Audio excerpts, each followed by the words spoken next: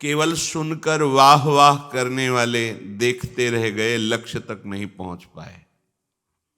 ये वाह कहने वाला मार्ग नहीं है, ये स्वीकृति करके चलने वाला मार्ग है। प्रभु ने कहा, मय्यासक्त मनः पार्थ योगम युञ्जन मदाश्रयः। ये सबसे बड़ी बात है कि अपने हृदय से प्रभु बिना प्रश्न किए ये बात कह रहे हैं। इसमें अतिशय प्रेम है। प्रश्न का उत्तर पीछे दे दिया। तपस्वियों से भी, ज्ञानियों से भी और कर्मकांडियों से भी योगी श्रेष्ठ है, इसलिए अर्जुन तुम योगी बनो। तो कौन सा योगी?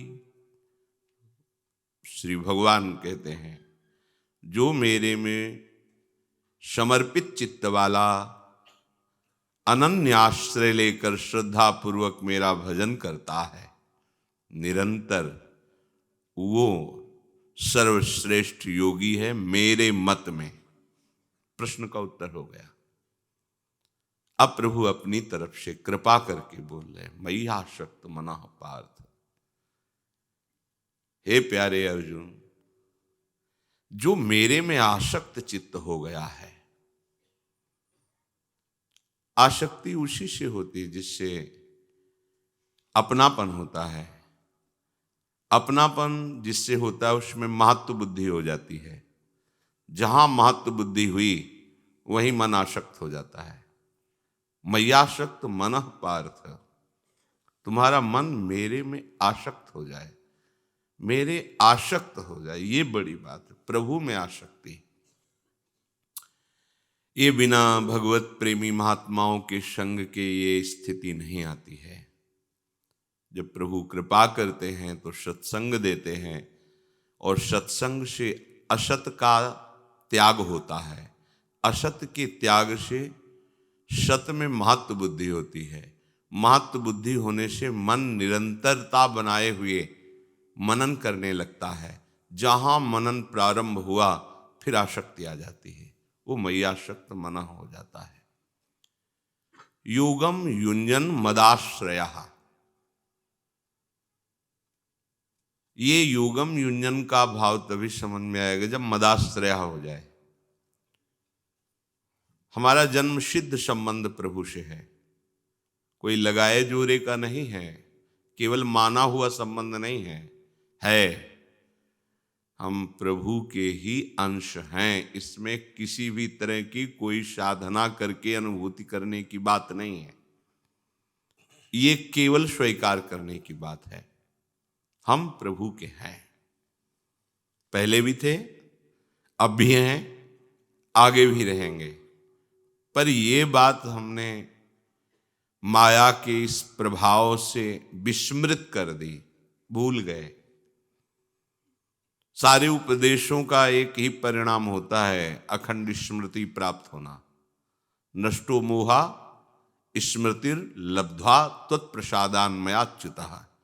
हे अच्युत, आपके कृपा प्रसाद से मोह का नाश हो गया और आपकी अखंड स्मृति प्राप्त हो गई। ये अर्जुन जी भगवद्वाणी गीता का श्रवण करने के बाद बोल रहे हैं।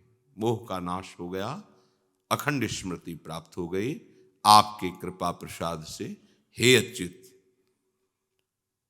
उपासक किसी न किसी का आश्रय लेकर ही जीवन व्यतीत करता है। ध्यान से सुनिए, बिना आश्रय लिए जी नहीं सकता है, इसका स्वभाव है। स्त्री के आसक्त आश्रय, या पुरुष शरीर के आसक्त आश्रय, या अमुक नशे के, या अमुक पदार्थ के, या अमुक पदवी के, या अपने शरीर के, कहीं न कहीं एक आश्रय नहीं, अनेक आश्रय लिए है। इसका स्वभाव है आश्रय लेना। देख लीजिए आप, इसका स्वभाव है आश्रय लेना। ये बिना आश्रय के एक क्षण नहीं रह सकता।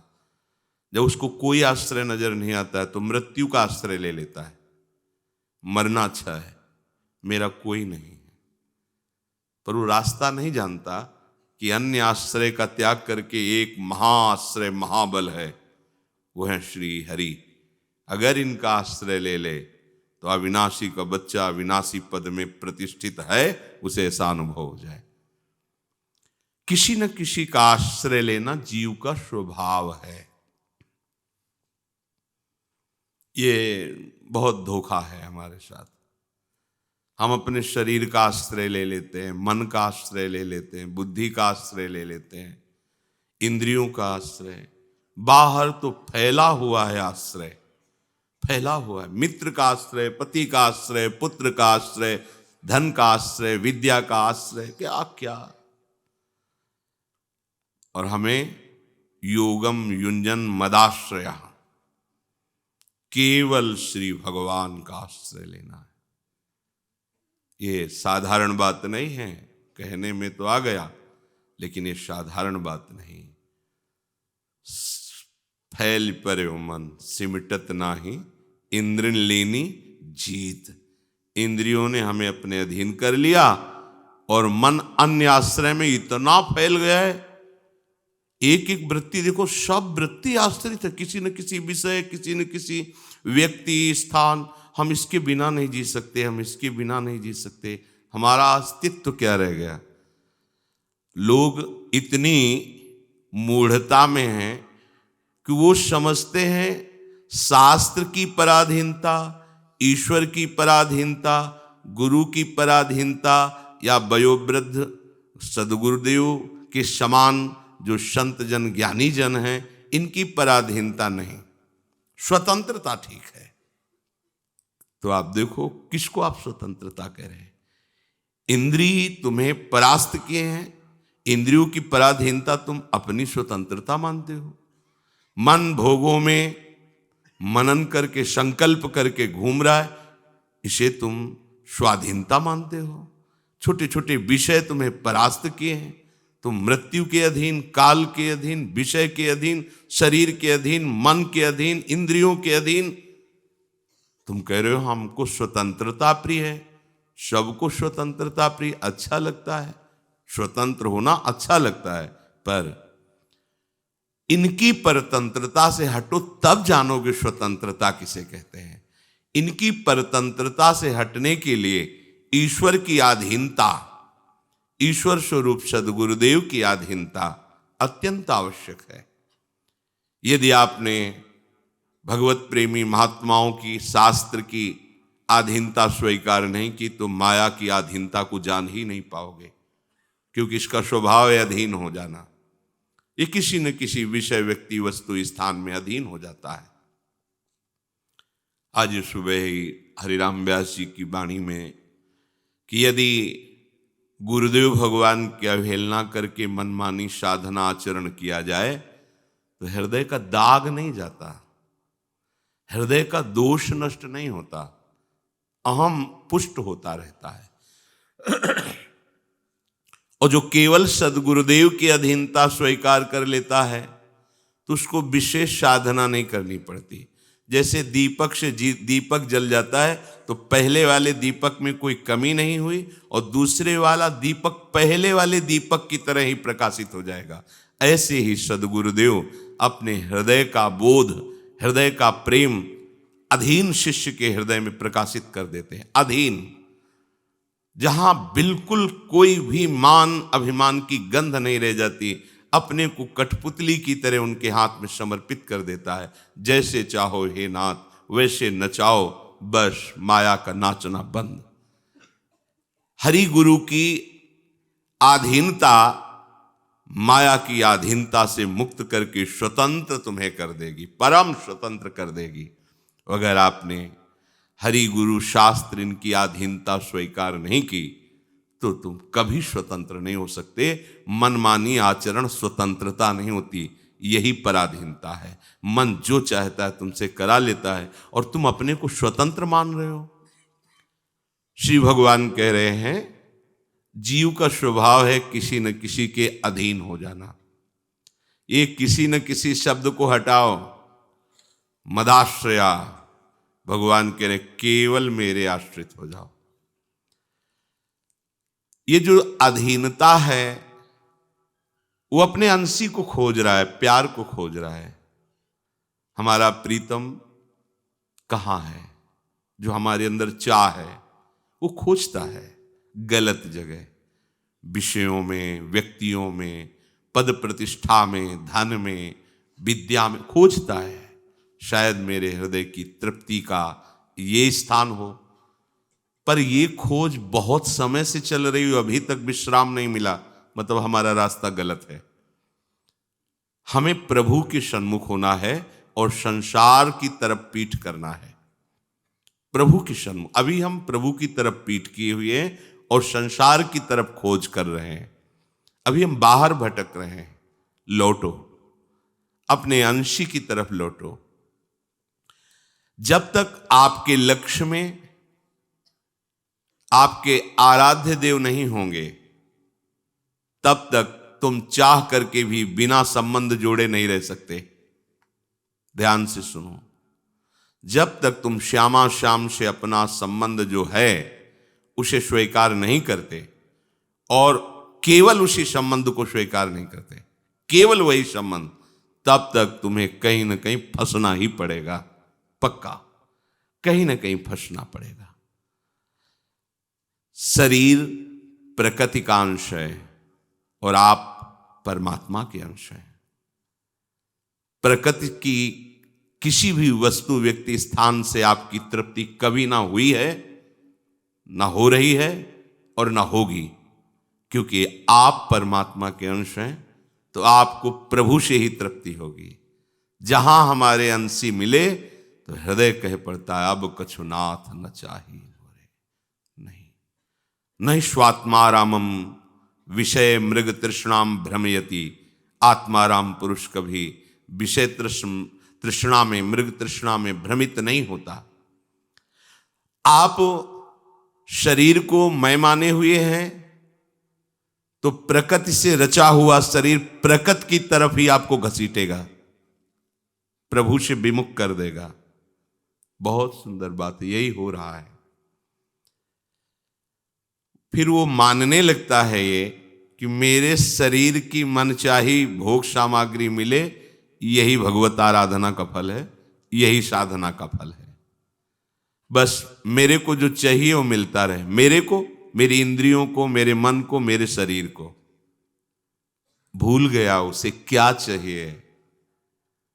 वो दूसरों की चाह को अपनी चाह मान लिया। प्रकृति के बने हुए शरीर से, प्रकृति के अंतःकरण से, प्रकृति के आकर्षण को अपना आकर्षण मान लिया। मुझे ये चाहिए नहीं।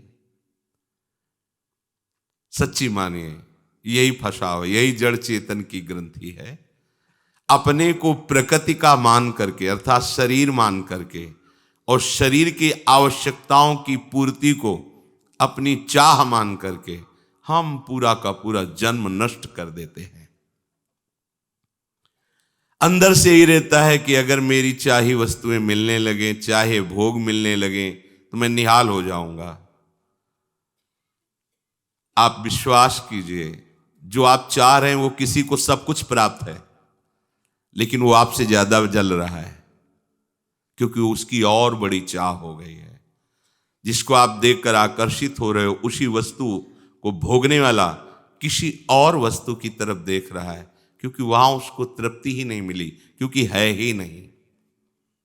इसलिए इस रहस्य को भगवान जानते हैं और भगवान आदेश कर रहे हैं, यदि आप शांति चाहते हो, आनंद चाहते हो, सुख चाहते हो, दुख से बचना चाहते हो, तो मदाश्रया।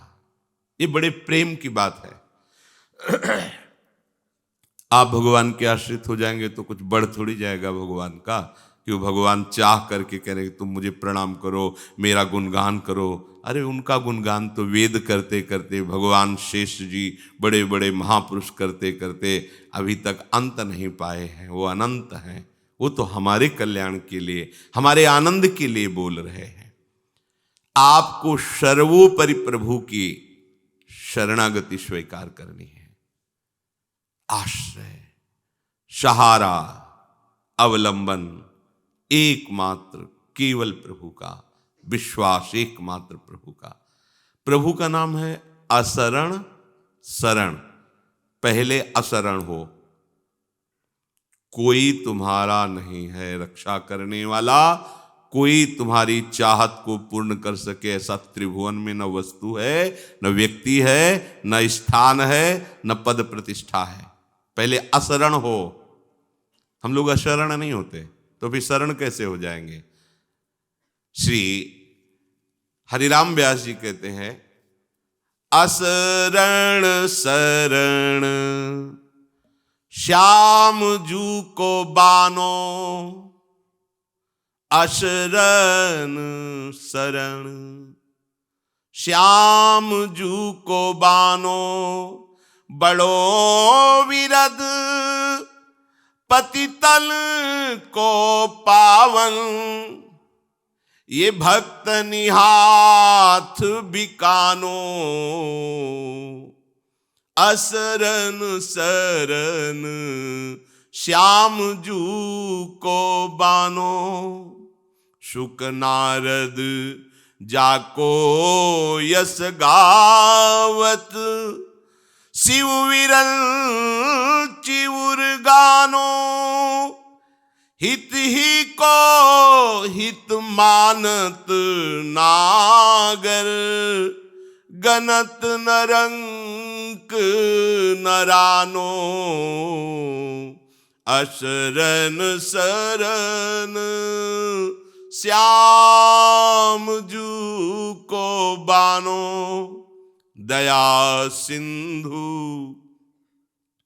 दीनन को बांधव, प्रगट भागोत कहानो, रजधानी श्री वृंदावन जाको,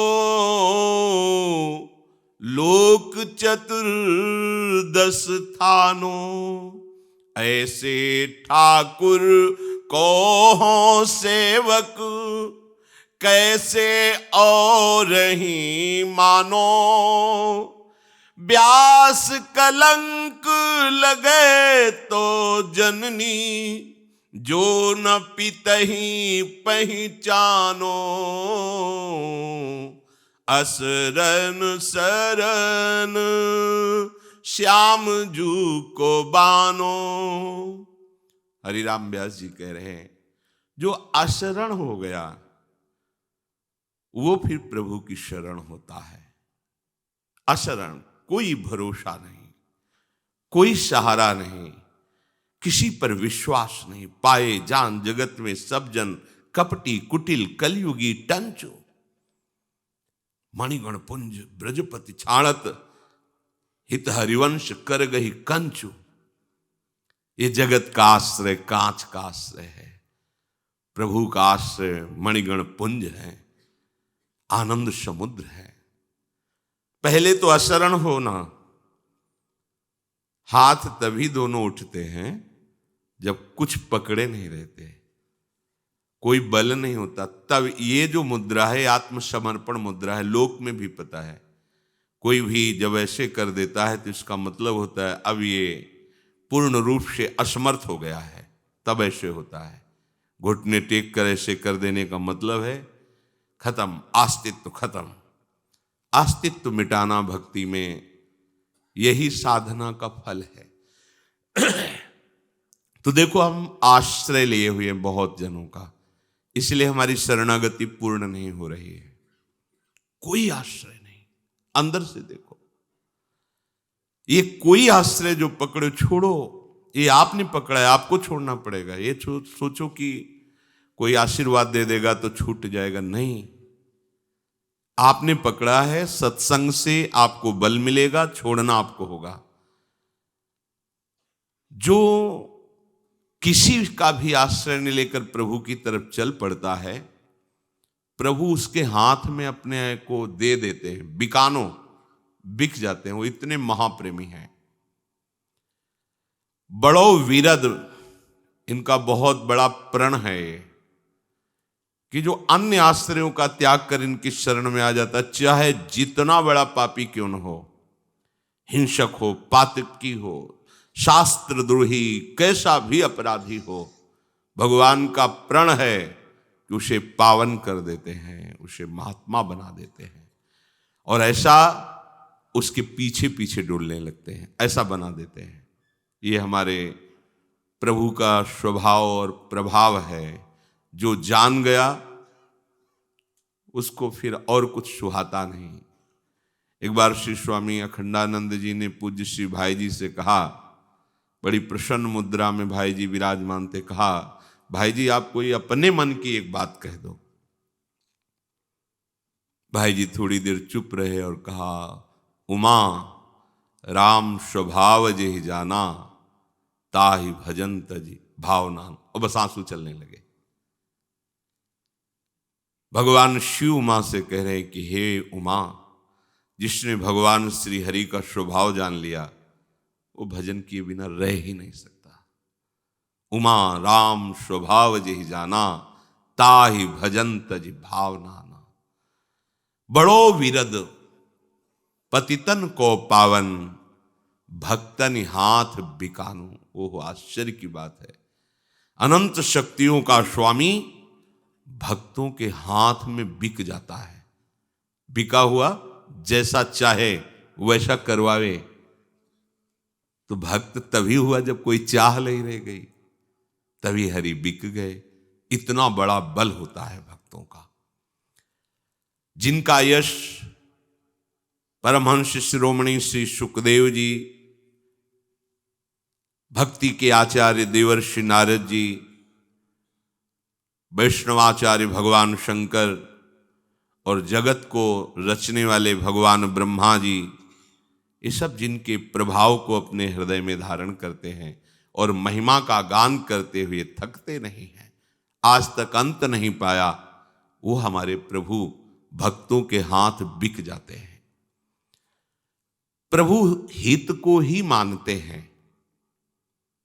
आप प्रभु से अपनापन कर लिए, इससे बड़ा कोई दान नहीं, इससे बड़ी कोई तपस्या नहीं, इससे बड़ी कोई साधना नहीं। ध्यान से सुनिए, प्रभु मेरे हैं, ये आसक्ति आपके हृदय में आ गई, बहुत बड़ी बात हो गई।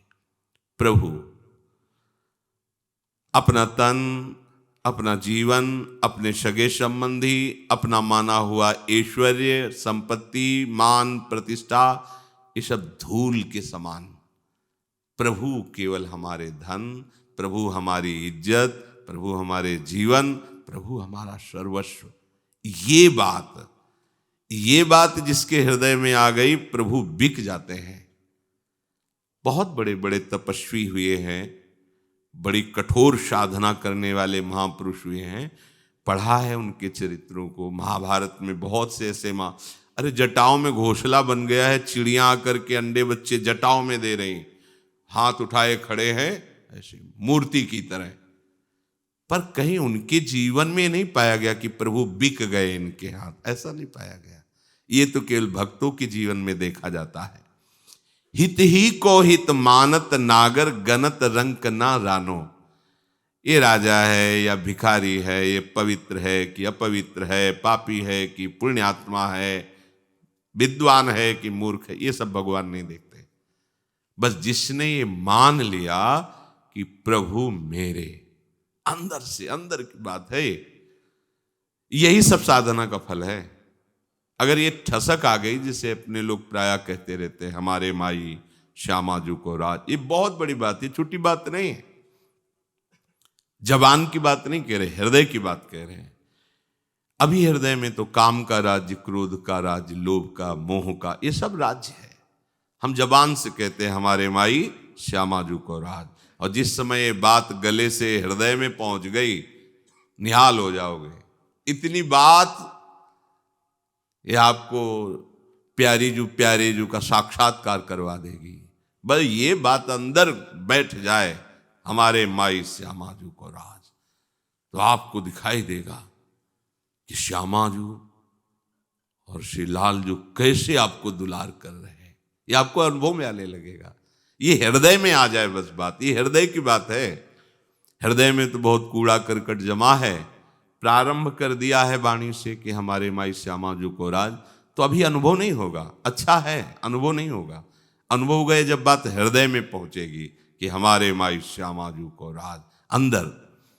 दया सिंधु दीनन को बांधो, प्रगट भागवत कहानी। समस्त शास्त्रों में इनकी करुणा दया का वर्णन किया गया है। जो अभिमान रहित होकर, अन्य आश्रय रहित होकर प्रभु से अपनापन किया, प्रभु उसको घर परिवार जैसा संबंध होता ना, भाई हमारे बड़े भाई छोटे भाई, बिल्कुल उसमें कोई प्रभुता नहीं दिखाई देती, ये हमारे, ऐसे ही उसका प्रभु से संबंध हो जाता है। वो प्रभु की प्रभुता को लेकर के, अरे अखिल कोटि ब्रह्मांडों के ईश्वर महान ऐसा, मेरे कृष्ण मेरे प्रभु, एकदम सहज बांधो, एकदम जैसे घर परिवार के जन, ऐसे प्रभु अपने महाप्रिय लगने लगते हैं, एक अपने प्रभु हो जाते हैं। ये महिमा जो प्रभु की ईश्वरीय महिमा है, ये जब तक रहती है तब तक प्रेम का प्रकाश नहीं हो पाता, क्योंकि इतने महान ईश्वर वो हमारे साथ खेले, ऐसा कैसे हो सकता है। पर यही भक्ति का चमत्कार है कि ईश्वर की ईश्वरता का विस्मरण करा दिया और जीव के जीवत्व का, और दोनों को समान करके प्रेम रंग में नचा दिया, प्रेम रंग में डुबा दिया, ईश्वर को भी और जीव को भी। ये सर्वश्रेष्ठ हरिप्रिया भक्ति का चमत्कार। इनकी राजधानी है वृंदावन। ये जो अनंत ब्रह्मांड है, ऑफिसें हैं, ये राजधानी है, निज महल है वृंदावन। और देखो कृपा करके हमको ऑफिस में नहीं रखा है, हमें निज घर में रखा है। तो बोले ऐसे ठाकुर को हो सेवक, ये ठसक, ऐसे ठाकुर को हो सेवक कैसे और ही मानो। अब हम किसी और को नहीं मान सकते अपना, मैं ऐसे हरि का सेवक, ये गर्व होना ही चाहिए। ये गर्व परम पवित्र करने वाला है, औरों को भी और आपको भी। प्रकृतिजन्य किसी भी क्रिया, वस्तु, व्यक्ति, स्थान का गर्व निंदनीय है। प्रकृतिजन्य, मुझे अमुक शास्त्र कंठस्थ है, ये अभिमान होना, मुझे अमुक पद मिला हुआ है, आप जानते हैं मैं कौन हूं, मैं अमुक अमुक अमुक हूं, ये निंदनीय है, ये बंदनीय नहीं है। प्रकृतिजन्य जितना भी अभिमान है, चाहे किसी वस्तु का हो, व्यक्ति का हो, स्थान का हो, पद प्रतिष्ठा किसी का भी, वो त्याज्य है। और परमात्म जन्य अभिमान ये शुद्ध है, ये परम सच्चिदानंद में है, इसे स्वीकार करना चाहिए। मैं प्रभु का प्रभु मेरे, मैं हरि का दास हूं, विषयों का गुलाम नहीं, प्रकृति का गुलाम नहीं, मैं प्रभु का दास हूं। ये मैं प्रभु जहां ऐसा जुड़ा, इसमें परम पवित्रता है। और जहां ये मैं जुड़ा, मैं धनवान, मैं विद्वान, मैं रूपवान, मैं गुणवान, मैं महान, ये अपवित्र हो गया। प्रकृतिजन्य चेष्टा को, शरीर को, व्यक्ति को, वस्तु को अपने अहम में बैठा लिया तो अपवित्र हो गए, यही मल है। और प्रभु को बैठा लिया अहम में, ये निर्मल है, ये आम। जैसे प्रयागराज मामा की जब चर्चा, वो हमारे जीजा है राम जी, हम उनके साले हैं, अब हमको क्या करना है। हमारी जिज्जी जानकी जी, हमारे जीजा राम जी, अखिल कोटि ब्रह्मांडों का स्वामी, हमारा बहनोई है, हमें गिरदा लगाए बैठे रहते थे। कोई कहे कि अरे प्रयागदास मामा तुम तो कभी माला लिए भजन करे, अरे माला भजन वो करे जिसके प्रभु ना हो। हमारे जीजा राम ठसक, यहाँ की सखियां इसी ठसक में तो रहती। वृंदावन की नित्य विहार, हमारे माई श्यामाजू को राज, ये कौन श्यामाजू, बोले जाके अधीन सदा ही सांवरो, या ब्रज को से अनंत कोटि ब्रह्मांडों का स्वामी, जिनकी भ्रकुटि विलास में नाचता है, वो हमारी श्यामा। ये बात, ये रजधानी वृंदावन जाको लोक चतुर्दश स्थानों, ऐसे ठाकुर को हो सेवक कैसे और ही मानो। व्यास कलंक लगे तो जननी जो न पितहि पहचानो। तो मैं श्री हरि का हूं, प्रिया लाल का हूं। ये ठसक हृदय में तभी आएगी जब आप, मैं किसी का नहीं हूं, कोई मेरा नहीं है, असरण बनो, तब शरणागति पुष्ट होती है।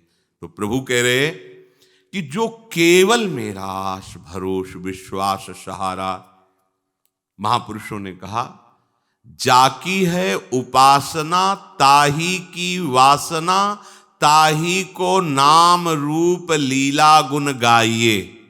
यह है भगवदाश्रय। यह अनन्य परम धर्म परिपाटी, वृंदावन बस अनत न जाइए। सोई व्यभिचारी आन कहे आन करे, ताको मुख देके दारुण दुख पाइए। व्यास होई उपहास त्रास किए, आस अछत कित दास कहाइए। तुम कैसे अपने को हरि दास कहला सकते हो? यदि तुम किसी से भी आशा रखते हो तो तुम हरि के नहीं। अभी आप हरि के आश्रय में नहीं, मदाश्रया नहीं हुआ। योगम युंजन मदाश्रय, भगवान जो आदेश कर रहे हैं, आप अभी उस पंक्ति में नहीं है। किसी से आशा नहीं। आशा ही परमम दुखम, नैराश्यम परमम सुखम। आशा श्री लाडली लाल से, आशा श्रीदास्यम वृषभानुजायास। अगर किसी व्यक्ति वस्तु किसी से भी हमारी आशा जुड़ी है तो अभी हमारी शरणागति पुष्ट नहीं हुई। सच्ची मानिए, कोई तुम्हारी आशा पूरी नहीं कर सकता। जब तक प्रभु का आश्रय नहीं लोगे, संसार चक्र रुकने वाला नहीं। कोई भी कुछ भी कर लो, छूटवे के जतन विशेष बांधे जाओगे। अभिमान पूर्वक की हुई साधना और बंधन प्रदान करती है। जाकी है उपासना ताही की वासना। अगर हम शरीर की उपासना करते हैं तो भोगों की वासना हमें देखो जला रही है। यदि हम प्रभु की उपासना करें तो मिलन की वासना जग जाएगी। कब देखूंगा? क्या प्रभु हमसे कभी बात करेंगे? कभी क्या प्रियालाल को मैं भर नेत्र देख पाऊंगा? अंदर ये वासना जागृत, ये वासना जगत वंदनी वासना है। कैसे जागृत होगी? तो आगे उपाय बता रहे। ताही को नाम रूप लीला गुण गाइए। ये सिद्ध साधन भी है और यही साध्य है। बड़े बड़े सिद्ध जन जी इसी का रसास्वादन करते हैं। ताही को नाम, ताही शब्द पर ध्यान दीजिए। हम जिसकी उपासना करते हैं, हमारी जिह्वा से केवल केवल उसी का ही नाम जप कीर्तन होना चाहिए। जैसे हम वृंदावनवासी युगल उपासी श्यामा श्याम के, तो बस हमारी जिह्वा अनन्य हो जाए। हाँ, जुगल नाम की अनन्य हो जाए रचना हमारी। देखो, हमने रसिक महापुरुषों के भावों को सूक्ष्मता से, उनकी कृपा से देखा। एक बार हितधाम में कीर्तन हो रहा था, राधा वल्लभ श्री हरिवंश श्री वृंदावन श्री बंचन। तो जो गायक जन थे बाहरी से बुलाए गए थे, तो राधा वल्लभ इतना अंतर है। वो आ गए और उनसे कहा हमें सहन नहीं होता, आप इतना बीच में अंतराय क्यों करते हैं? तो बोले आलाप लेना होता। तो बोले राधा वल्लभ श्री हरिवंश। राधा वल्लभ के बीच में अंतराय मत डालो, उनको एक साथ लो। सबके समझ में तो नहीं आएगा ना कि बोल तो रहे कोई। राधा बोल के थोड़ा अंतराय करके वल्लभ बोला, उनको सहन नहीं हो, आके बोले हमसे ये क्या है, इतना अंतराय क्यों करवा रहे हो नाम में?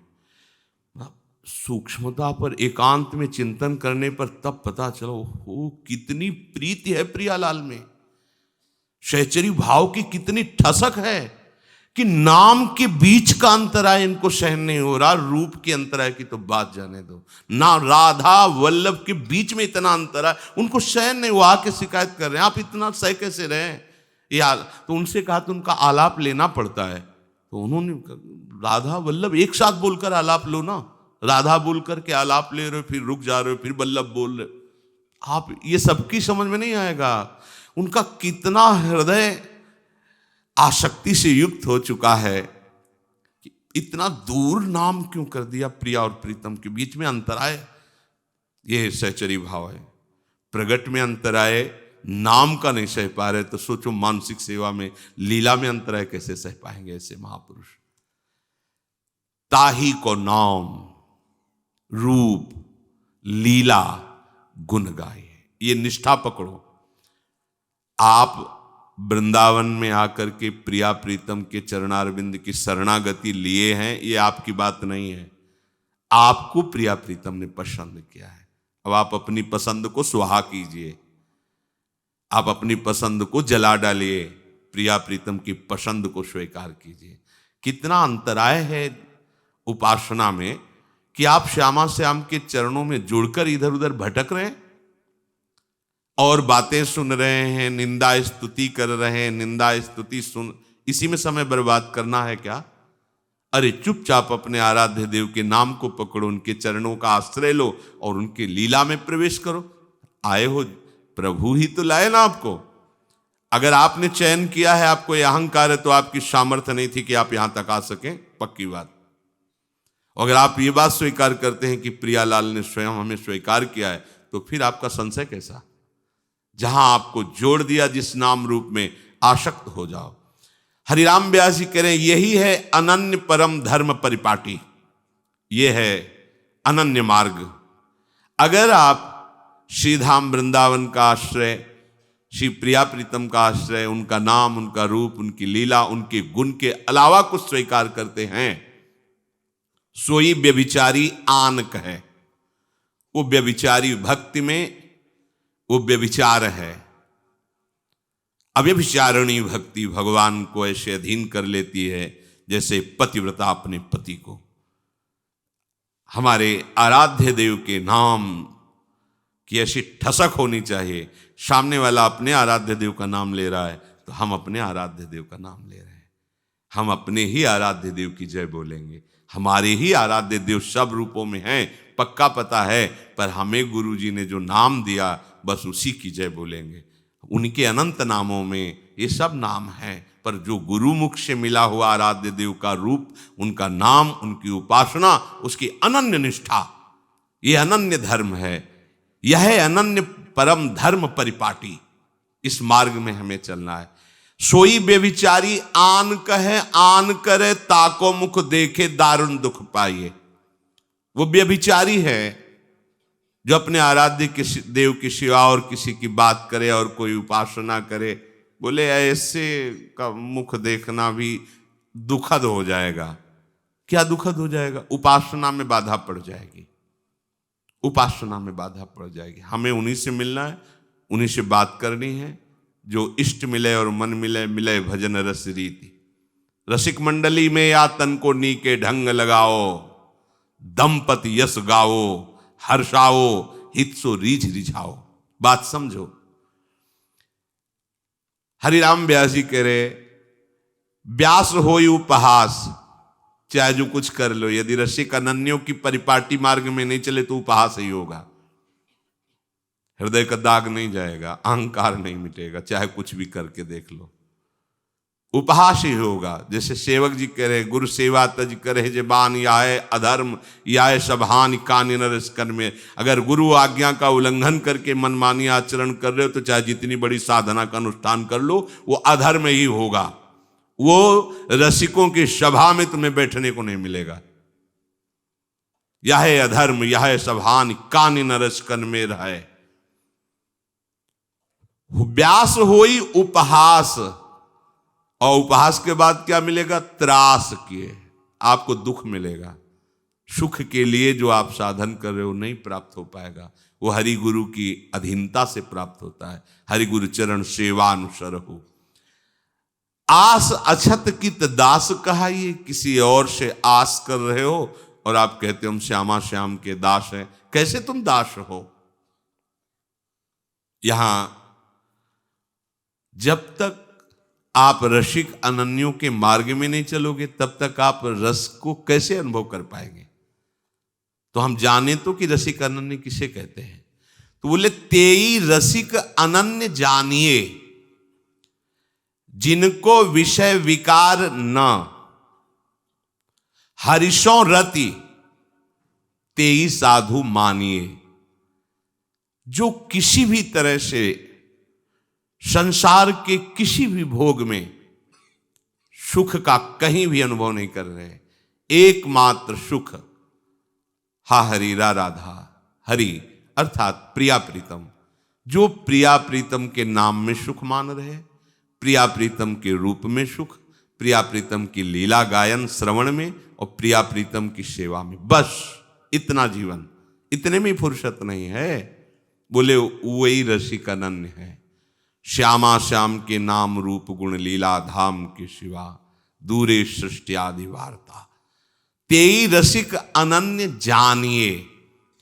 अब आदेश कर रहे हैं कि तिनकी संगति पतित सु उद्धरे, जो बारक घर आनिए।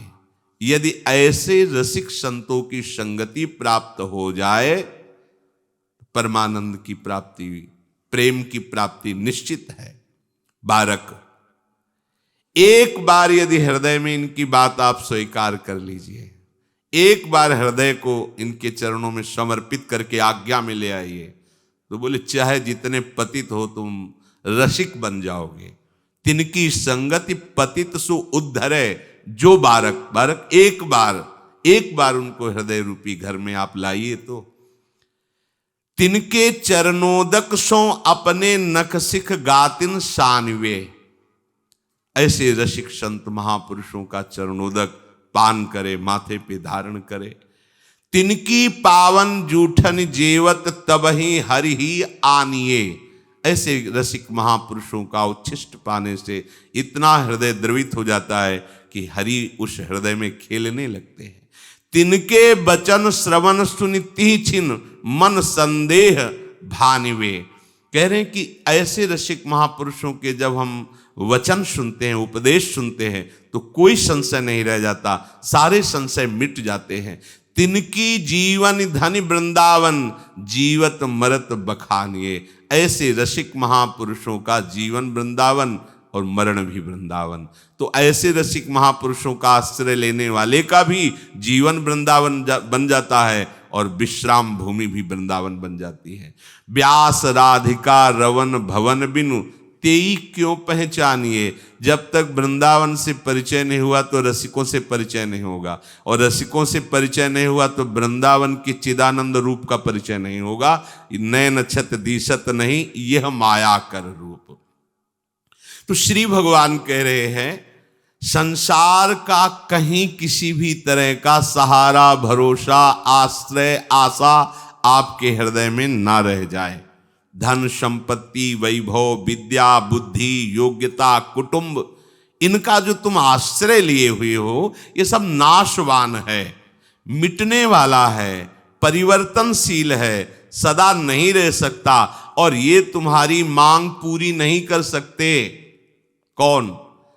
संसार की संपत्ति, धन, वैभव, विद्या, बुद्धि, योग्यता, कुटुंब, ये तुम्हारी मान्यता जो बैठ गई कि इनसे हमें सुख मिलता है, ये तुम्हें सुख प्रदान नहीं कर सकते। इसलिए जो इनका आश्रय लिए हुए है वो दुख निवृत्त नहीं कर सकता। तो आओ, भयभीत हो जाओ काल से, मृत्यु से, दुख से, रोगों से, दुर्गति से, प्रभु की शरण में आ जाओ। तो प्रभु तुम्हें ऐसे प्यार करेंगे जैसे प्राणों से प्यार किया जाता है। जो शभीत आवा सरनाई, रखियों ताई प्राण की नाई। प्रभु के वचन है, और ये किंचन मात्र कभी परिवर्तन नहीं होता। ये कोई प्रकृति का आश्रय नहीं है, परमात्मा का आश्रय, प्रभु का आश्रय। ये नित्य है, ये अटल है। प्रभु का आश्रय कोई नई बात नहीं हुई। पहले हम प्रभु के थे, अब भी प्रभु के, आगे ही प्रभु के, भूल गए, भूल मिटा दी। आश्रय केवल केवल प्रभु का ही लेना चाहिए। केवल प्रभु का आश्रय, अवलंबन, आधार, सहारा, यही प्रभु चाहते हैं आपसे, केवल प्रभु का आश्रय। प्रभु कहते हैं कि मन भी मेरे में आसक्त हो जाएगा और आश्रय भी मेरा जब हो जाएगा तो तेरे को मेरे से प्रेम हो जाएगा और मेरे को तेरे से प्रेम हो जाएगा। प्रेम हुआ कि तेरे मेरे दोनों गायब हो जाएंगे। तेरे मेरे तब तक रहते हैं जब तक प्रेम प्रेम गली अति साकरी तामे दो ना समाये ब्रह्मविद ब्रह्मयु भवती। अब वो अभेद भगवत स्वरूप होकर भगवत प्रेम में मत वाला मैं भगवत प्रेमी हूं, इसका भी विस्मरण हो गया, लय हो गया। प्रत्येक विधान में प्रसन्न रहो। तुम्हारे मन के विरुद्ध जब प्रभु विधान भेजे तो नाच पड़ो कि वो कितना दुलार करते हैं, प्रभु मेरा कितना ख्याल रखते हैं कि मेरी सम्मति के बिना, मेरी चाह के बिना उन्होंने विधान किया, बड़ा मंगल ही होगा। क्योंकि हमारी चाह में धोखा है, लेकिन प्रभु का विधान मंगल होगा। उपासक नाच पड़ता है, बड़े कृपाल हो। नामदेव जी की कुटिया में आग लग गई। कुछ लोगों ने झुलसते हुए कंबल ये आदि बाहर रखे, बड़ा कष्ट से कर अग्नि में प्रवेश करके बचा के सामग्री निकाली। जब नामदेव जी आए तो नाच पड़े, ओ मेरे घर प्रभु पधारे अग्नि रूप से। और उन लोगों की तरफ तुमने स्वागत करना चाहिए अतिथि का, तुम तो निकाल लिए सब सामग्री फेंक दी। ओ प्रभु आए, नाच रहे। लोगों ने कहा बावरे हो गए, इतनी मेहनत से निकाला, सब आग में फेंक, चलो भोगने दो इनको। ऐसे प्रभु के विधान में नाच पड़ना, वो विधान कैसा है? प्रतिकूल है, दुखद है, भक्त की दृष्टि में प्रभु का विधान है ना, बस ये बात दिखाई देती। क्या है? उन्हें नाच पड़े। ठंडी का समय, अब रात्रि में उसी जो कुटिया थी उसी की राख में से लेट गए। शांत हो गई थी, लेट गए। थोड़ी देर में शरीर कांपने लगा, विट्ठल विट्ठल विट्ठल विट्ठल नाम चल रहा है। ऊपर से ठाकुर जी ने अपनी शयन वाली पोशाक उड़ा दी और वो सो गए। सुंदर ऐसे विश्व ब्रह्मांड के सुगंधित पत्ते, तृण, पराग से युक्त, गरुण जी को सेकंड में सारी व्यवस्था करनी। भगवत पार्षद श्री लाल महाराज अपने हाथ से कुटिया से, सुबह हुआ किलोमीटरों तक सुगंध फैल रही थी, ऐसा आकर्षण, सब लोग खींचे। ओ ये तो इनकी कुटिया। नामदेव जी से कहा हमें क्या पता था कि तुम्हारे पास ऐसे चतुर कारीगर हैं, रातों रात ऐसी कुटिया का निर्माण सुंदर हो गया। सुनो हम भी बनवाना चाहते हैं। सब बोले हम भी बना। बोले हाँ। बोले कितना रुपया लगता है? बोले फ्री। अरे बोले तब तो पूरा गांव बनवा लेगा। बोले हाँ पूरे गांव में आग लगाओ पूरे गांव में आग लगाओ, किसी के अब कुछ नहीं बचना चाहिए, हम बुला लेंगे अपने कारीगर को। आग कौन लगाएगा? बस यही नहीं हो पाया, यही नहीं हो पाता। भक्त ही ऐसा कर सकता है। नाच पड़े अग्नि को देखकर, मेरे प्रभु आए, देखो उनका कितना मंगल विधान।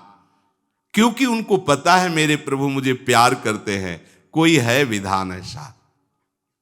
अतः किसी भी वस्तु, व्यक्ति, परिस्थिति आदि का किंचन मात्र सहारा नहीं होना चाहिए। ये बड़ी बातें हैं परमार्थ की। अभी सब उल्टा है। अगर प्रभु का सहारा हम लिए हैं, भजन कर रहे, तो हमें मनोनुकूल वस्तु मिले, व्यक्ति मिले, परिस्थिति मिले, पूजा प्रतिष्ठा मिले, जय हो। और अगर इसके विपरीत हुआ तो आंखें चढ़ जाती हैं और प्रभु की तरफ देखने लगते हैं कि सालों से आरती घुमा रहे हैं और फिर भी हमारी निंदा हो रही, लोग हमारा अपमान कर रहे हैं। प्रभु ऐसा कैसे? ये शरणागति नहीं है, ये आश्रय नहीं है। योगम युंजन, प्रभु के साथ अखंड संबंध को योगम युंजन कहते हैं।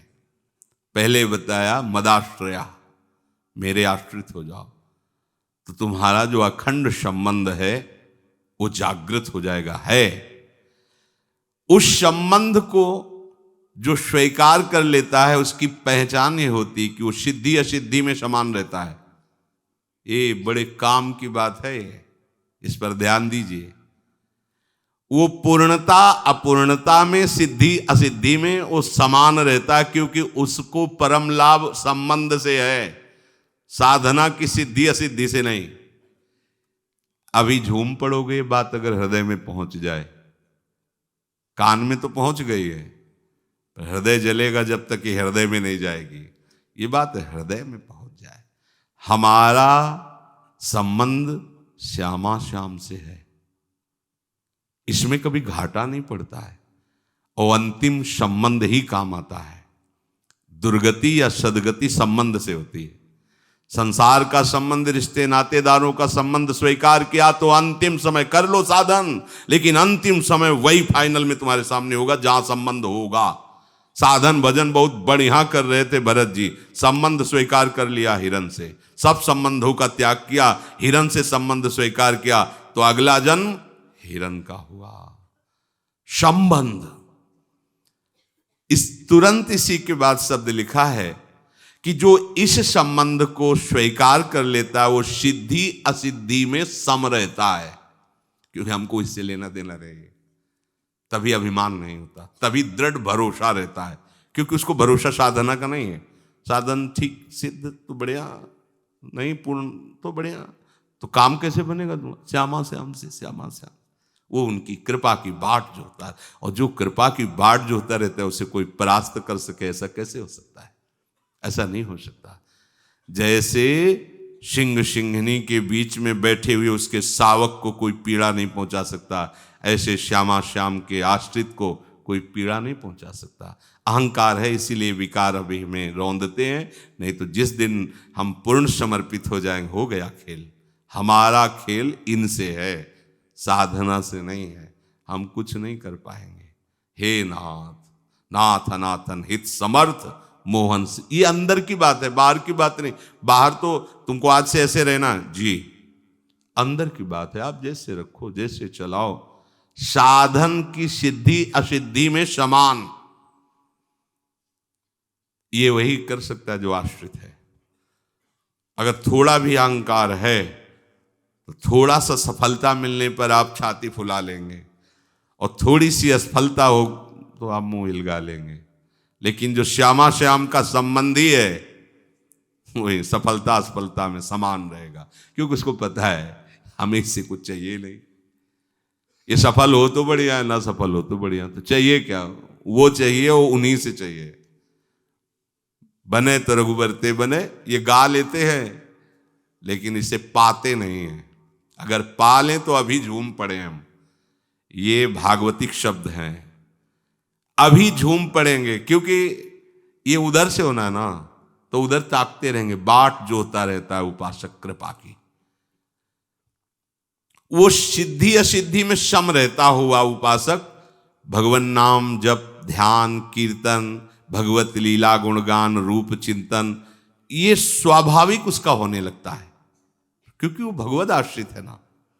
उसकी चेष्टा केवल केवल प्रियालाल के अनुकूल होती है। अभी सारी चेष्टा शरीर की अनुकूलता को लेकर है, तो हम शरीर के आश्रित हैं। जब उपासक प्रभु के मन वाला हो जाता है और प्रभु के आश्रित हो जाता है, योगम युंजन प्रभु के मन वाला और मदाश्रया प्रभु के आश्रित, तब उसको कुछ अभ्यास नहीं करना पड़ता कि भजन का अभ्यास ध्यान का अभ्यास नहीं, छा जाते हैं। जिनके आश्रित हुए छा जाते हैं प्रिया प्रीतम, उनका रूप उनका नाम। कोई भी योग बकाया नहीं रहता, सब योग उसके अंदर, क्योंकि योगिंद्रों मुनिंद्रों के गुरु महायोगेश्वर श्री कृष्ण और प्रिया जो इनका आश्रय लिया तो सारे योग अपने आप जागृत हो जाते हैं। कोई कह सकता है कि अपने आप कैसे जागृत हो जाते हैं? देखो, गुरु कृपा हरि कृपा ये इतनी समर्थ है।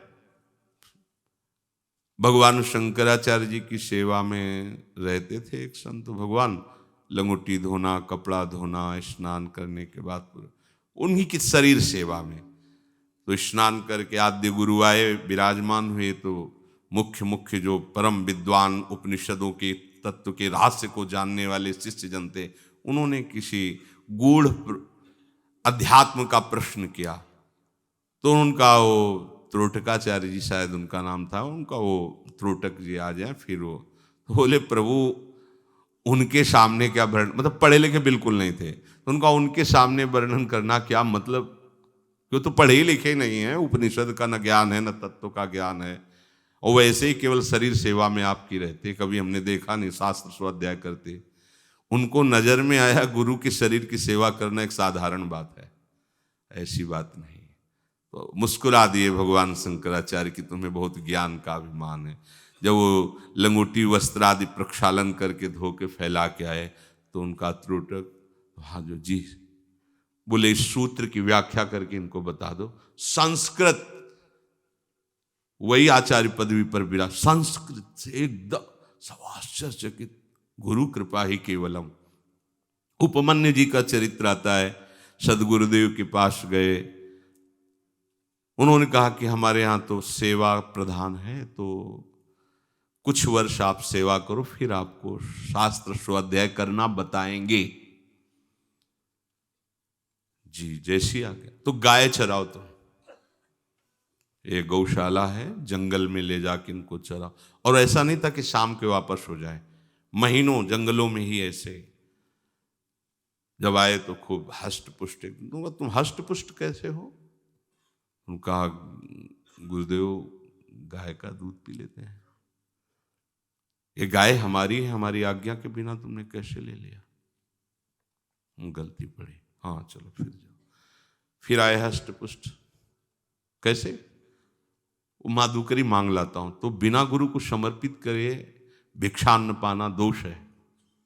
ना हमने आदेश किया और ना तुमने समर्पित किया, कैसे भिक्षान्न मांग रहे हो? जी फिर गए, फिर कैसे हष्टपुष्ट हो?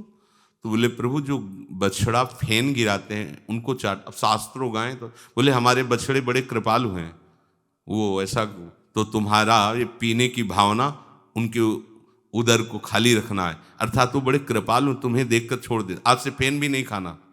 जी अब तो सब बंद हो गया था।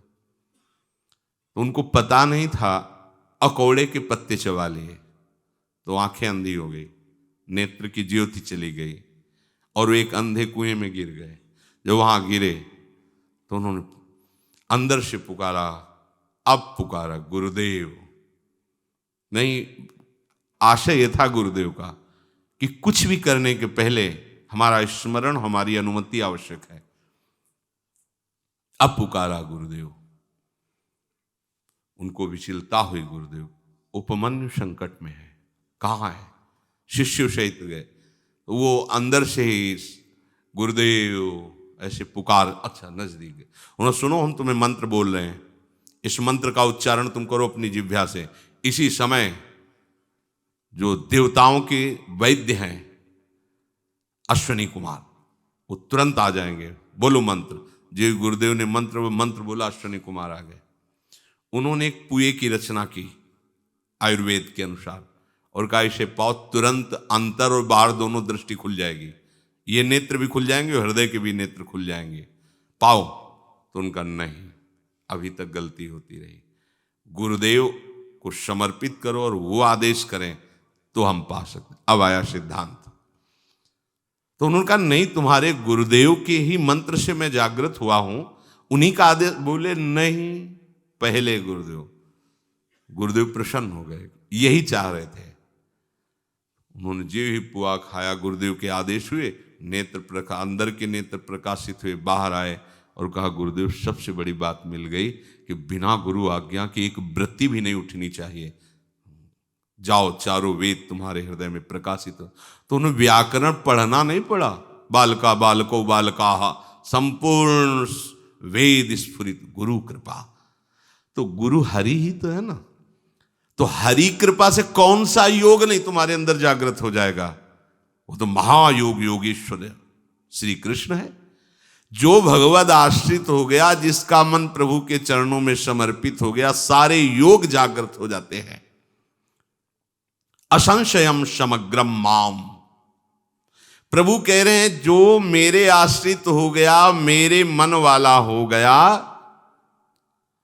वो मुझे समग्र रूप से जान लेता है। सगुण निर्गुण साकार निराकार अवतार अवतारी, वो सब जान जाता है रहस्य।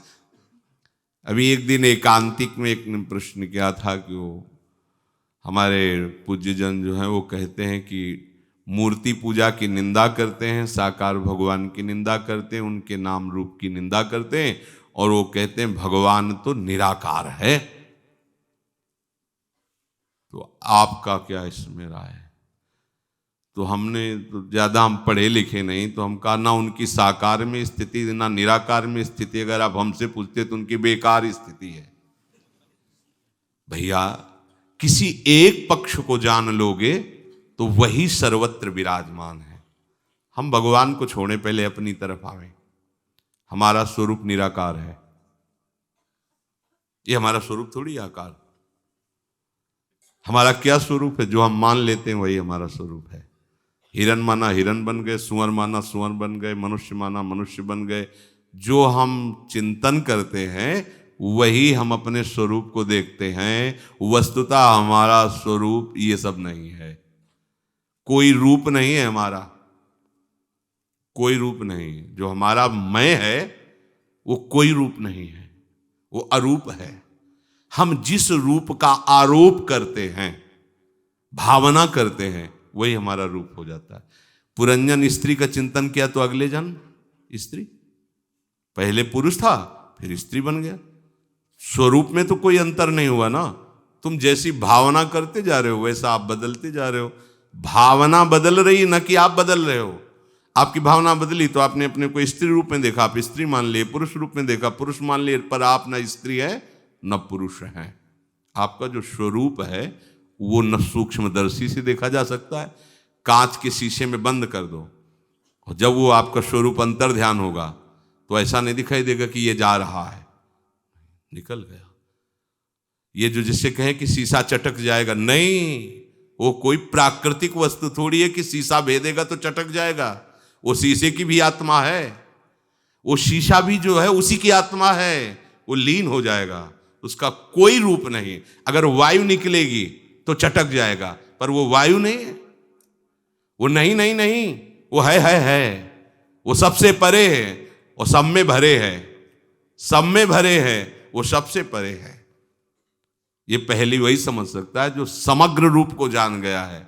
देखो भगवत ऋषि जी ने इस झगड़े को कहा है। ये जो झगड़ा करते ना, परमात्मा निराकार है, बोले नहीं साकार है, तो वो कह रहे हैं कि जाको जैसी लखी परी तैसी गावे सोई, बीथी भगवत मिलन की निश्चय एक न होई। निश्चय एक न होई, कहें सब पृथक हमारी। श्रुति समृति भागवत साखी गीता दे भारी। भूपति शबन समान लखे निज पर जाता को। जाको जैसो भाव सपोषे तैसो ताको। तो हाथी देखो आंधरनी निज मन के अनुमान। कान पूछ पद पीठ गही करो सवन परमान। करो सवन परमान बिटोरा सूप पाट तर।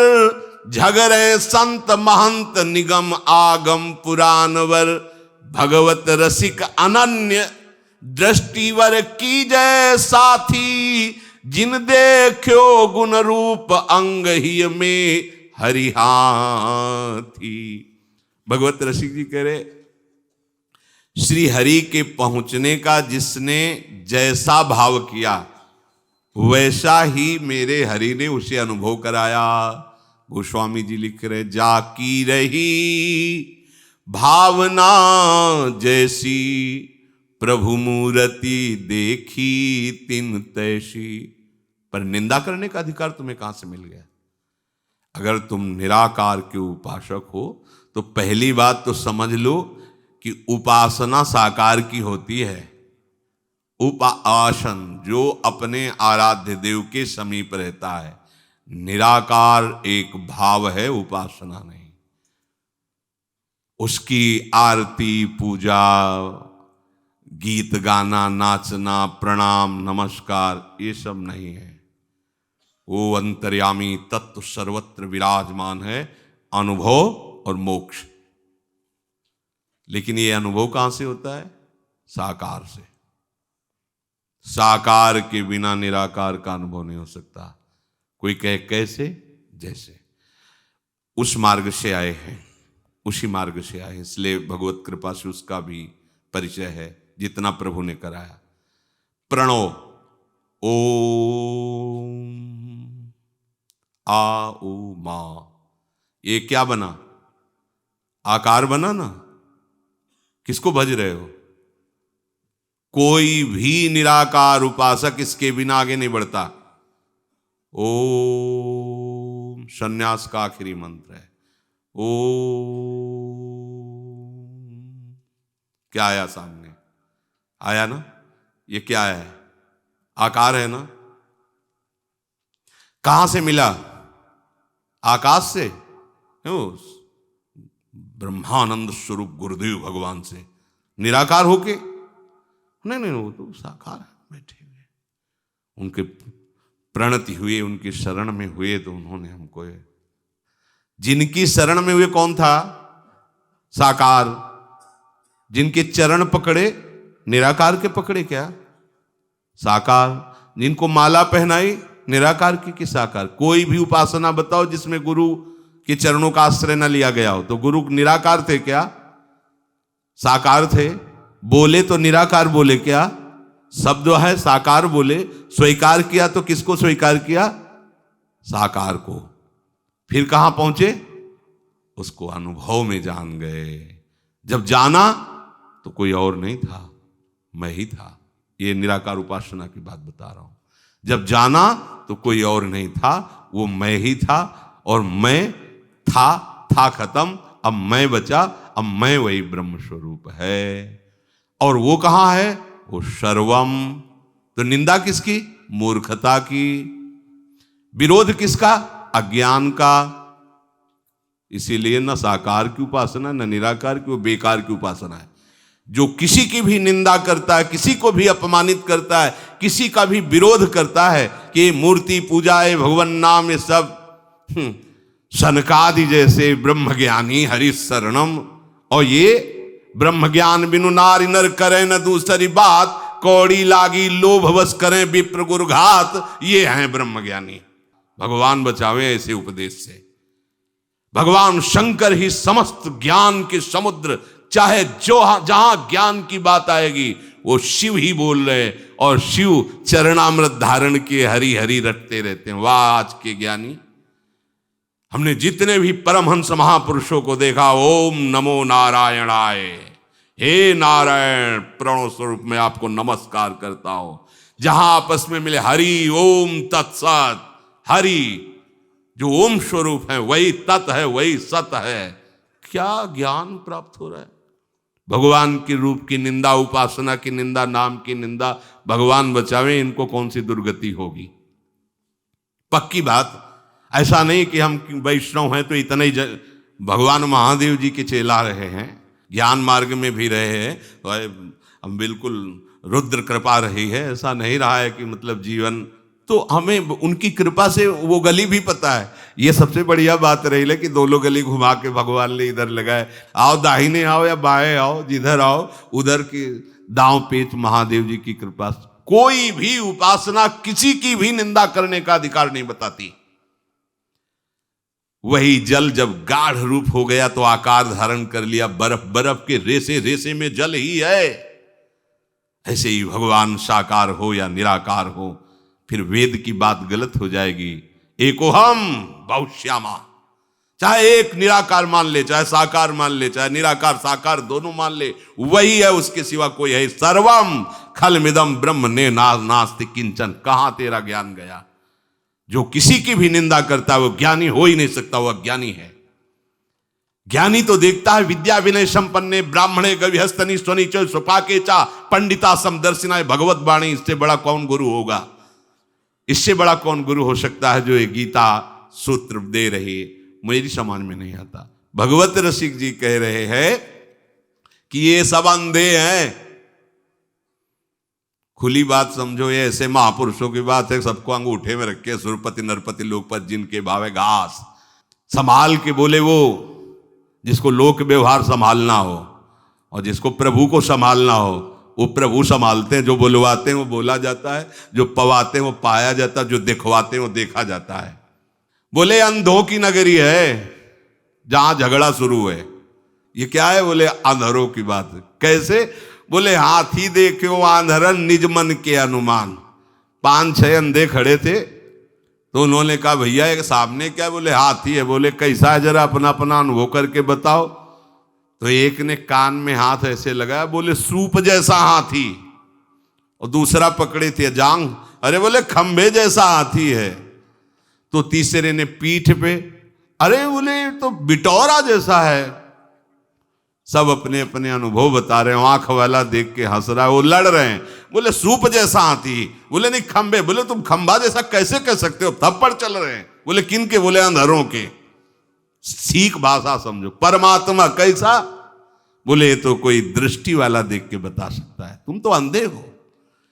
जो ज्ञानाभिमान में है, जो अविद्या के खेल में रमित है, जो शरीर भाव में रम रहा है, वो अंधा है। वो क्या जाने परमात्मा के स्वरूप को।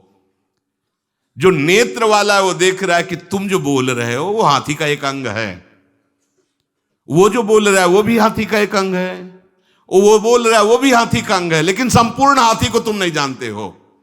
जब संपूर्ण हाथी को जान जाओगे तो झगड़ा खत्म हो जाएगा। ऐसे ही कह रहे, हरि रूपी गजराज को कोई दृष्टि वाला ही देख सकता है। जैसे किसी सूझ वाली आंख ने पहचान की, कण कण में झांकी भगवान की। तो ये जो श्री भगवान कह रहे हैं कि जो मेरे आश्रित हो जाता है और मेरे मन वाला बन जाता है, असंशयम समग्रम माम, वो पूरा मुझे जान लेता है। बहुत हंसी की बात होती है कि कोई परमात्मा ज्ञानी किसी से निंदा कैसे कर सकता है, झगड़ा कैसे कर सकता है, जब मेरा ही प्रभु सब जगह है। ये सिद्धांत चाहे भक्ति से चलो, चाहे ज्ञान से चलो, चाहे योग से चलो, ये सिद्धांत सबके जीवन में आता है। एकमात्र परमात्मा है। ये झगड़ा कैसे होता है? इसलिए ऐसे संप्रदायवाद में नहीं फंसना चाहिए जहां झगड़ा चले। ये जन्म झगड़ा के लिए नहीं है। देखो कैसी कैसी अज्ञान की वृत्तियां आ जाती हैं। जहां हमारे हरि का कोई भूल से भी नाम ले ले तो हमें चरण छूने की इच्छा होनी चाहिए। उसकी चरण रजे, मेरे प्रभु का नाम इसने उच्चारण किया। और वही जिन प्रभु के हम उपासना कर रहे हैं, जिनको अपना प्राण मान रहे हैं, उन्हीं प्रभु का दूसरा नाम लेने वाला अनंत नाम है, दूसरी भाव से उपासना करने हम उसको पीड़ा पहुंचाएं, उसकी निंदा करें, उसको छोटा समझे, उसको अपमानित करें, तो क्या हमारे आराध्य देव हमसे प्रसन्न हो जाएंगे? क्योंकि हमारे ही आराध्य देव हैं, वो हमारे ही प्रभु दूसरा नाम रूप लिए धारण किए हुए विराजमान उसके भाव में। ये तो बिल्कुल हमारी समझ में नहीं आता। जो किसी वैष्णव की निंदा करते हैं, किसी उपासना की निंदा करते हैं, या साकार निराकार के झगड़े करते रहते हैं, ये सब अंधे हैं, ज्ञानांध हैं। ये नहीं जान पा रहे हैं, इनके ज्ञान के नेत्र नहीं खुले हैं। देखो, भक्त है तो सिय राम में सब जग जानी, ज्ञानी है तो सर्वम खलमिदम ब्रह्म, प्रेमी है तो चिद चिद लक्षणम सर्वम राधा कृष्णमयम जगत सर्वानुवस्ततया निरीक्ष परम स्वराध्य बुद्ध। झगड़ा कहाँ है? तो ये क्यों नहीं जान पा रहे? क्योंकि ये अपने मन वाले हैं, ये मैयासक्त मना नहीं है, ये अपने अहंकार के आश्रित हैं, बुद्धि ज्ञान के, ये भगवद आश्रित नहीं। क्योंकि भगवान कह रहे असंशयम समग्रम माम, संशय रहित होकर वो पूर्ण रूप से मुझे जान लेता है। जो मेरे आश्रित है, मेरा भजन करता है।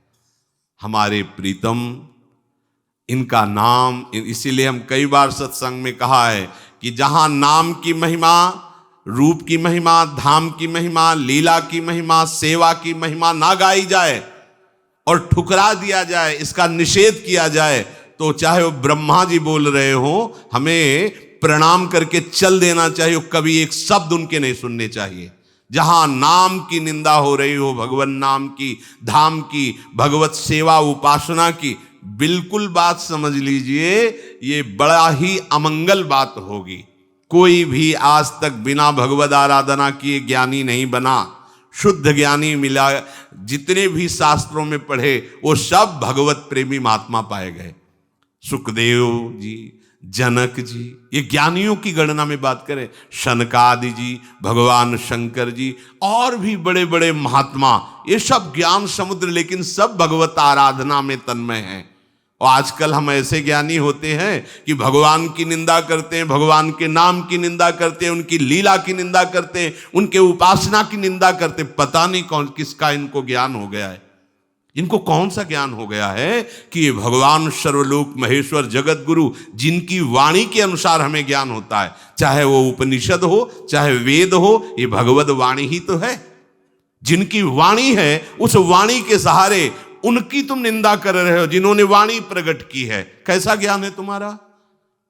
अरे आद्य गुरु भगवान शंकर स्वयं अपने माथे पर चरणामृत धारण किए हुए हैं, जिनका गंगा जी चरणामृत हैं, उन प्रभु की तुम अवहेलना करते हो, उनकी सेवा उनकी मूर्ति पूजा का तुम तिरस्कार करते हो। हमें लगता है ये सब माया के मारे हुए जन हैं, जिनके हृदय में भगवान के चरणारविंद की आश्रय वृत्ति नहीं होती, सही ज्ञान नहीं होता। आद्य गुरु भगवान शंकराचार्य जी कह रहे हैं कि स्वरूपानुसंधान में भक्ति रेव गरीयसी, स्वयं बोल रहे हैं ज्ञान के आचार्य होते हुए कि विशुद्ध ज्ञान प्राप्त करने के लिए भक्ति मार्ग श्रेष्ठ है, उसी से प्राप्त होता है। आप देखो, जैसे हम भगवान के श्री विग्रह की पूजा करते हैं, ऐसे सन्यासी नारायण दंड रूप, वो जो दंड है उसको नारायण का भाव करके, जैसे हम मूर्ति में भाव करते हैं, वो आठों पैर उसको गोद में लिए रहते हैं, दंड नारायण को तर्पण करते हैं, उसी मार्ग से स्नान कराते हैं, पूजन करते हैं,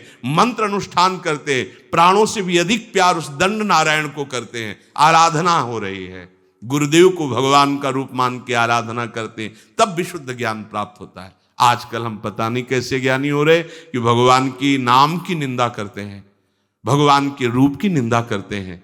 देखो, जहां जहां भगवान के अवतार हुए, महादेव जी वहां वहां दर्शन करने गए। देखो ना, नंदालय में देखो तो, वृषभानु के द्वार पे देखो तो, अवध नरेश चक्रवर्ती सम्राट दशरथ जी के भवन में देखो तो दरवाजे पे खड़े दर्शन। पता नहीं कैसे ज्ञानी हो कि तुम भगवान के अवतारों का खंडन करते हो, भगवान के रूप का, भगवान की सेवा का। कैसे जगत मंगल होगा, कैसे तुम्हारा आनंद हृदय से अभिषिक्त होगा। अब देखो, आज के ऐसे ज्ञानी वो बता रहे थे, श्री जी के नाम को कहते हैं कि नहीं नहीं ये किसी पुराण में नहीं लिखा। तुम कितने ज्ञानी हो? राधा उपनिषद पढ़ के देखो, ब्रह्मवैवर्त पुराण को पढ़ के देखो। अरे वेद जिस सूत्र को कह रहा है रसो वैसा रसम हृदयम लब्ध्वा आनंदी भवति, तो वही रसिक महापुरुष कह रहे रस ही की मूर्ति दो रसिक लाडली लाल। कहां हो? कूप मंडूक की तरह तुम हो, कुएं के इधर बाट से इधर उछले तो तुम्हें लगा कि समुद्र वाले मेढक की बात हम काट देंगे। समुद्र का एक मेढक संयोगवशात कुएं में पहुंच गया, बोले राधे राधे, कहां से आए? बोले समुद्र से। कुएं के मेढक ने कहा समुद्र जानते हो कि कितना बड़ा होगा? बोले तुम्हारी सोच में क्या है? इधर से कूदा इधर, बोले इतना समुद्र बड़ा होगा। फिर इधर से कूदा इतना बड़ा होगा। तो उसने कहा जीवन भर ऐसे कूदते रहो तो भी तुम समुद्र की था थोड़ी पा जाओगे। कूप मंडूक, समुद्र की था पाने के लिए तो समुद्र का अवगाहन करना पड़ेगा। प्रेम समुद्र राधा नाम की था पाने के लिए आओ राजधानी वृंदावन में और रज लगाओ। जैसे किसी एक से कहा था कि आओ हम तुम्हें नचा देंगे, आओ तो तुम आओ और पाओ, तो फिर वही गाओगे जो हम बोल रहे हैं, क्योंकि हम भी उधर ही से आए हैं। हम क्या बड़े बड़े सिद्ध ज्ञानी आए हैं, श्रीपाद प्रबोधानंद जी महाराज, जो हजारों को मोक्ष पदवी प्रदान की, और वो कह रहे हैं कि वृंदावन की नाली का कीड़ा बना दो लेकिन बाहर का ब्रह्मा नहीं। श्री कृष्ण प्रेम में उन्मत्त होकर बाहर नहीं रहना चाहता, वृंदावन में अगम्य गमन करके वो गजब कर दिया। ये है कोई ऐसी अलौकिक बात है जो आगम निगम पुराण अगोचर, ये ऐसा नहीं है। इसलिए हमें लगता है ऐसे लोगों का भी संग न किया जाए जो हमारे आराध्य देव के नाम रूप लीला धाम की अवहेलना करे, वो चाहे ब्रह्मा के समान हो। देखो ब्रह्मा ज्ञानी बनते कांप गए, किसकी? जिनके हाथ में माखन मिश्री का कवल है। और कहीं इधर का कोई, तो फिर ब्रह्मा की गति ही नहीं, कांप गए, भाग गए, चौथी परिक्रमा नहीं कर पाए महाराज। स्तुति करके भाग पड़े, कांप रहे थे हमारे गोविंद की महिमा को देखकर। और गोविंद अतृप्त लोचन चकोर पेयम, पहुंच ही नहीं उनकी। वो बोल रहा है ऐसा से ऐसा, ये सब बातुल भूत विवश मतवारे, ते नहीं बोले ही बचन विचारे, तिनकर कहा सुनी नहीं काना। राधा राधा राधा राधा, अपने आराध्य देव के प्रति प्राण समर्पित करके उनके आश्रित होकर बस। राधा वल्लभ लाल की जय।